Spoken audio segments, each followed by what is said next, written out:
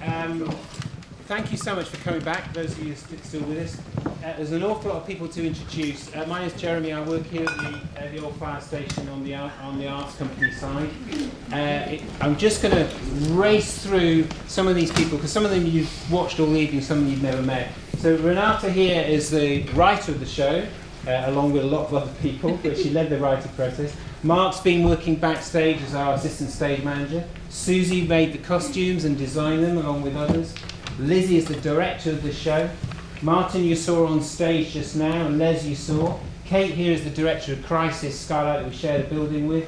Sean you saw on stage, and Rob and Steve and Abby.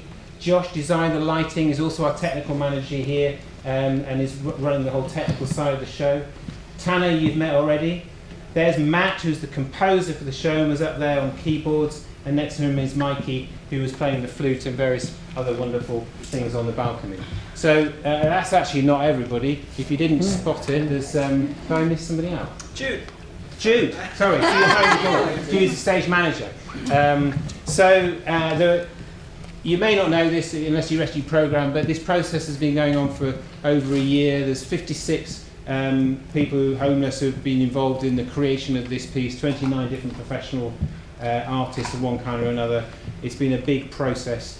I'm going to ask one question to start us off, and then I'm just going to hand it over to you. I'm going to turn to Lizzie, because Lizzie, this is the third time we've done something under the banner of Hidden Spire, and actually Liz is the only person, actually Josh did the last one as well, but otherwise the only person who's been involved previously. I also did the last one. So you did, Les. Okay, Liz is the only one who's done all three. Anyway, she's the director of the show. Do you want to just introduce it a little bit about the process and about the show, and then I'll just hand over and see where this goes. Sure. So as Jeremy said, it's third time for Hidden Spire, and it's been a very different project each time, but this year we've had just over a year to develop this show in various different phases. So we started last summer. We had a 3-week residency here, and we had the theme of transforming the ordinary. We always start with a few words to just inspire us. And we had a couple of weeks of writing, which Nina led, and a week of making in the art room, which the two designers who aren't here tonight, I don't think, in the audience, they led. And we did all sorts of different things. We did all sorts of different writing activities, exploring different genres, different forms of writing, also making all sorts of different things with junk and repurposed items and things like that. Which I started doing bits as well. There you go. And loads of different members at Crisis were involved in that. But out of that came lots of writing about places that were special to us, places that we like to seek shelter and refuge, dreams about the future, also places we like to hide. We've built sort of dens or models of structures and buildings, and kind of generated a huge amount of content which we shared in the theatre over Open Doors weekend. And then Nina went away and kind of came up with an idea for a show. Then carried on in lots of different phases. There's been so many elements, it's kind of hard to summarise, but that was just over a year ago. Okay, that's a good intro. I'm going to hand over to you guys. Give my wife a drink. You're welcome to actually just ask a question generally and see who answers it, but if there's someone in particular you'd like to ask a question, I'll then go for it. Does anybody want to ask anything of the company? Where did the idea for the birds come from? Well, but there were so many things that people wanted to include, and Martin has been in this process right from the beginning, from the very first workshops, weren't you, Martin? Yeah. And he loves commedia dell'arte, and he loves the idea of a company of actors. If you know what commedia dell'arte is, it's an improvising company of actors that can sort of put on a show, all the time, comedic way, and I don't know. Something to do with all of that. I thought we could have a chorus of birds that then just became all these characters that acted out these stories. So I think that's where it came from. I like those Italian comedians from Renaissance France, or whatever. Darling the Winners were unusual for us. Interesting. Yeah, no, definitely. But we just went through a lot of comic types, you know, and the ways, and in a way the beaks are like masks. You know, they remind you of Commedia dell'arte in a way. So anyway, I think that's where it started from. Because I just thought the bit when they were all doing their birds with the... Oh, that was great. Yeah, well, we chose what birds we wanted to be. Before anyone gave me the choice of being a parrot, because I've worked with animals before, I chose to be the parrot because I've owned a few parrots. The BBC thing came in only 2 days ago, didn't it? Lizzie had that brilliant idea that let's vamp this up a little bit. So it's great. Can I ask Caliban? That's two of us. Right, okay. How was it being inside there and kind of expressing a really kind of deep character? Do you want to take that one? No.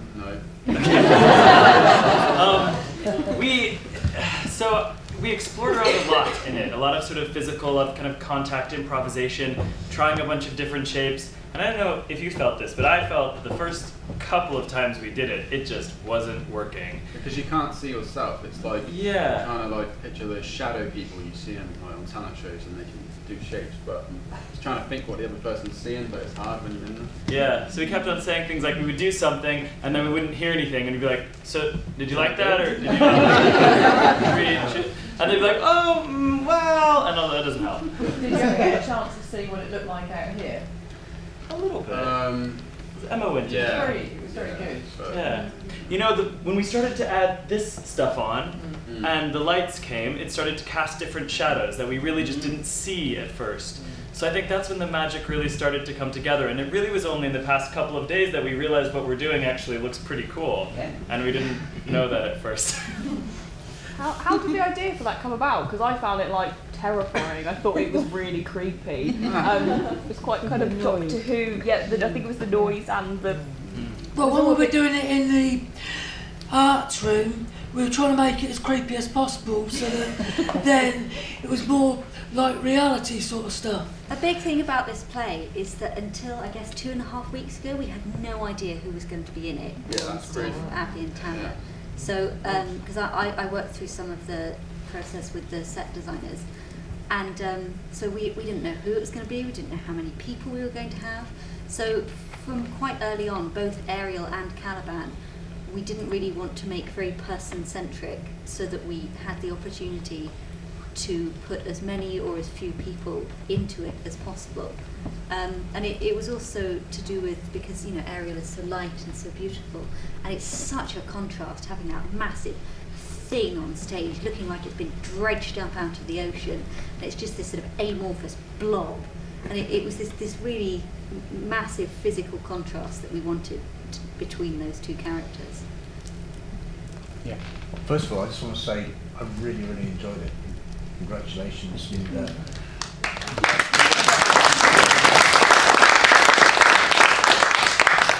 but I do love this set. So my question to you is, how are you going to get in the van later? It's going to get chopped into chunks. Unless anyone wants it. I think if any hens makers want to take it up with our hands. We'll take it? Can we take it? Yeah, there's shelves and everything with it. Come and see us after the show and we'll sort it out. But more seriously. Okay, another one here. Peter. Oh, I'd just be interested to know how the set came about and how you arrived at it. Well, is Robert here? No, he's not. No, okay.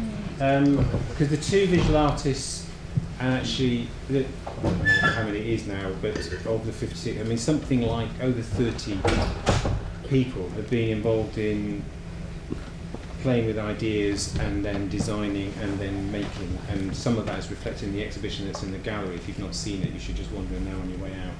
And it just so happens, because of who's coming on which night, Robert, who was absolutely central to the thinking around this, and also the two professional artists aren't here. But is there anybody here who wants to sort of have a go? I mean, Lizzie, yeah, I had the idea of the shelves where we sort of put things on, and I don't think anyone had that idea. Then we sort of took it to Lizzie, who thought that would be a good idea, and we sort of used some of it. Plus, the bed was made between two of us, and I made a few other things as well. So I was well and truly doing stuff, because I got into it like the second week in July, and then when August came and we started doing rehearsals, I decided to be the parrot without Lizzie asking.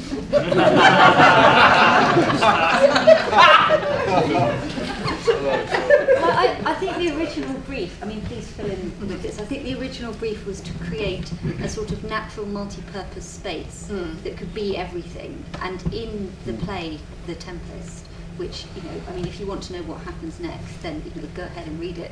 Go and see it at the Playhouse. Indeed, see it at the Playhouse.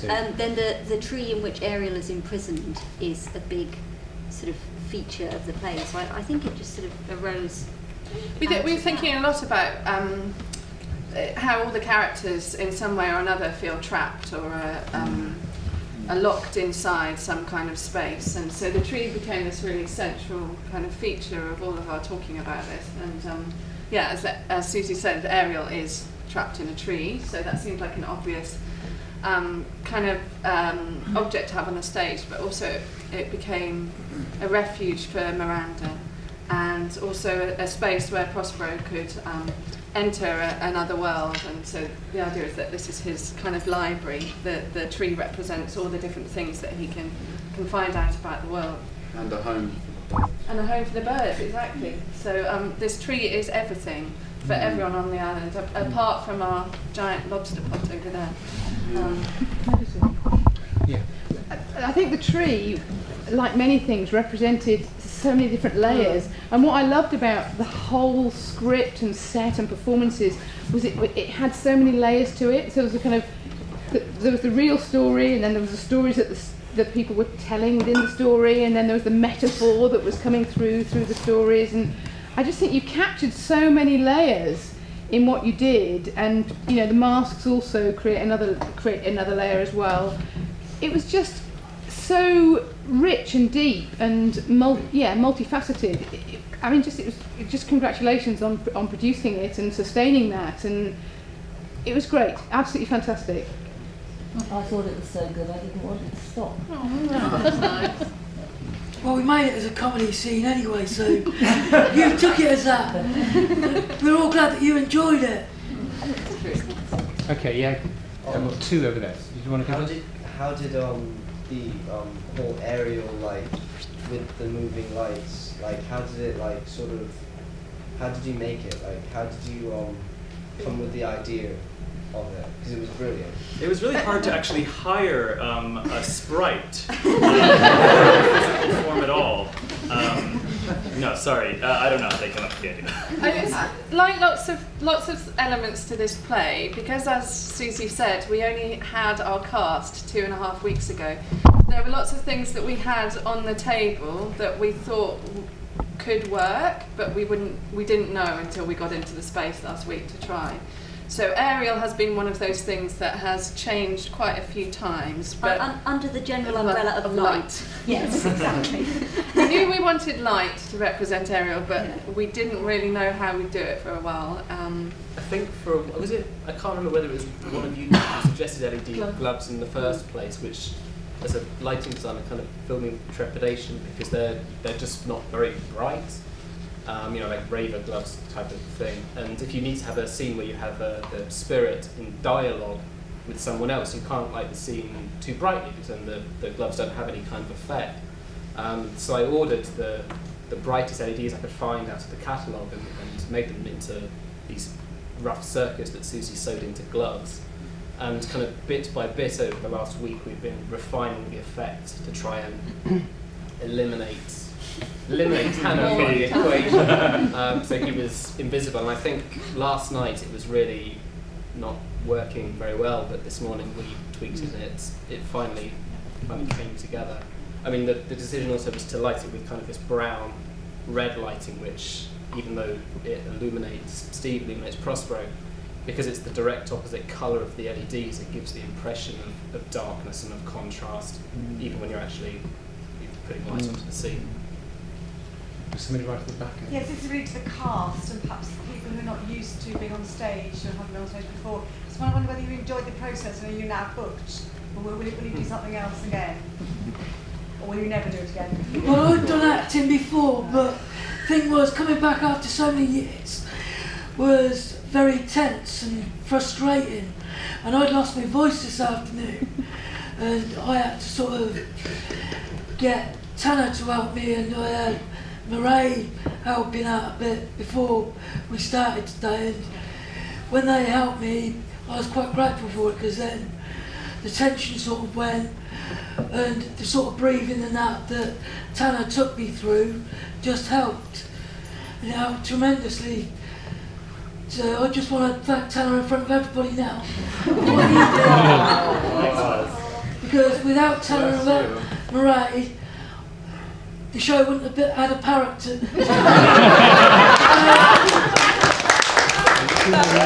So you can just thank those two people really, that the parrot managed to stay on stage. And what about the other ones who weren't parrots? Yeah, I really enjoyed it. The last time I done anything like this was the Nativity. It was a long time ago. I'm kind of getting fed up eating bananas all the time, you know. I'm all about making a career out of it. No, you get well looked after them. I was the pigeon, obviously. No, I was glad I was given the pigeon role, because I actually love pigeons. I love feeding them in Gloucester Green, even though that placard on the wall says, "Do not feed the pigeons." I really like feeding them.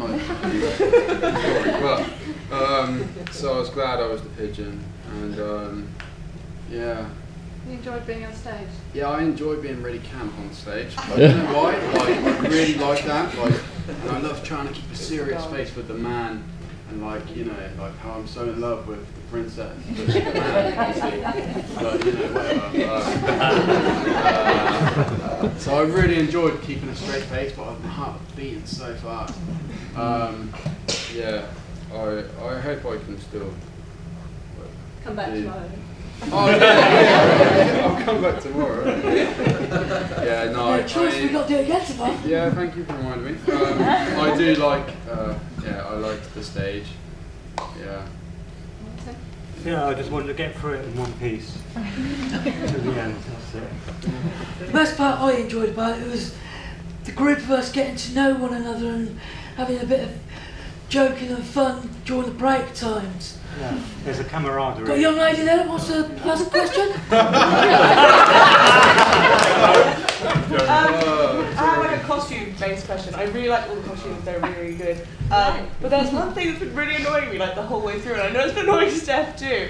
Yeah. Why does Miranda just wear one blue legging? Is that like a costume choice? We were like trying to work out if she had a tattoo. She was trying to cover up. Like, what's going on there? Because she's been on this island for 12 years, and when she arrived, she was about 3. So everything she's collected has been, just washed up on the sea. And funnily enough, leggings don't tend.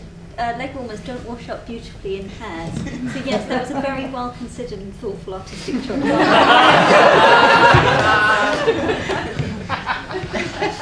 Okay, I said we'd be about 20 minutes, and I don't want to keep people too long. I also am enjoying the conversation. But is there anybody else who wants to ask anything else? Yeah, go. This is directed to the backstage crew. What was your career path like? I mean, this is just a general question because I'm studying backstage. I just wanted to know what's your career path? How did you get, did you go into any universities, or did you go based on work experience? As far as I'm concerned, this is the start of such a career. I did a training scheme here not so long ago as part of via Skylight, and this is my first time actually doing a backstage role like this. I do have a similar experience from some time ago, but for some people it might seem like it's very different. I've got 13 years producing club nights, So I've dressed club nights in decor. I've set lighting shows for more like rave type gigs. I've on that point. I've dragged generators and sound systems across fields to places where we shouldn't do. You can consider this as being a more legal using those skills to get myself some valid work at one of the local theatres, maybe in the next few months or so if I'm lucky. We've also got somebody, Jude, who you've done it legally, I think. I did it legally, yeah. Anything I about think your? done legal. I started much like Mark. Very, I was a dresser when I was a kid, and a young teenager, and then I went to drama school, and then I got jobs, and I think you really need to go to college or school and get some training, and just get into that world and immerse yourself there. But it's very easy to get a little job backstage, like Mark's done, and Mark's going to do, and build his career up from there again, legally. It's good fun. It's good fun. It's very varied. Very grateful to Jude. She's works down at the National. She's taken 2 weeks off from the National Theatre to come and work for us for a couple of weeks. So we're very, very grateful to her for it. Yeah. John. Hi. I'm just sort of thinking that, like, I guess most of the people on this side of the room, I just came in this evening and kind of caught the end product of what's obviously been a really long process. So I'm interested in hearing from the sort of both from the professional sort of theatre people and so on, and from you guys who are newer to this sort of stuff. How much the performance mattered, if you like. So how much of what you got out of it was all the process, and how much of it is, how important was it to do this big thing at the end? Well, for me it was a bit difficult because I was supposed to do the birth part, but I couldn't because of my back. So I had to come out of that and stay behind on my perch and just watch it from behind. But I still enjoyed it, no matter. But the thing is, it's not how much you have to do, it's how much you enjoy it and how much you put in that counts. Because for me, I got so much out of it, even doing less than I was meant to because of my back, and I enjoyed it very, very much. I guess in some ways, there's a sort of sad side about what you leave out, because I mean, we did a lot of work devising, and there were a number of days when we got together with lots of people, many of whom aren't here, and who decided in the end not to be centrally involved with this element of it. And they, input some extraordinary stuff, which, some of which did get into the end product, but without them, and a lot of which didn't. And I was looking at the exhibition outside and just remembering some of the people who brought these extraordinary ideas, some really incredible ideas that you never thought would have popped up in any kind of devising session. I mean, the mating dance was one of the things that was looked at quite early on, and I mean, it was just hilarious, the number of different varieties of mating dance that there were, and a lot of those didn't get expression here tonight because those people didn't bring themselves here. But so it's a little keyhole on a much bigger world, really. I mean, for me, the process and the performance have equal weighting. I think you need the performance as an aim, and there's just something about live performance where if you know you have to go on a stage and do something in front of an audience, it just raises the game far more than you can ever imagine, and the transformation that's occurred in everyone, even today, has been substantial.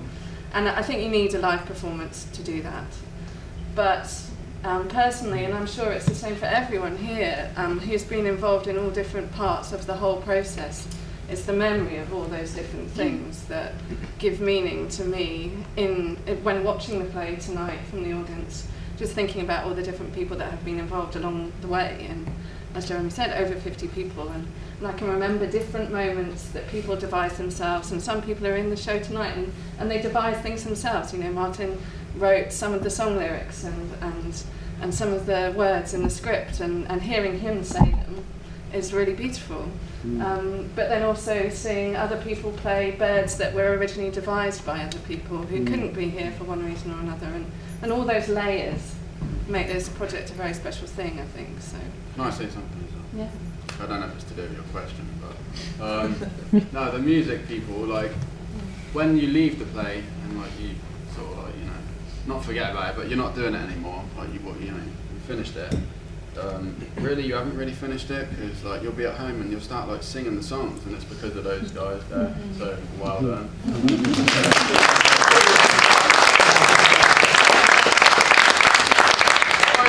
I didn't read the script, innit? Like, I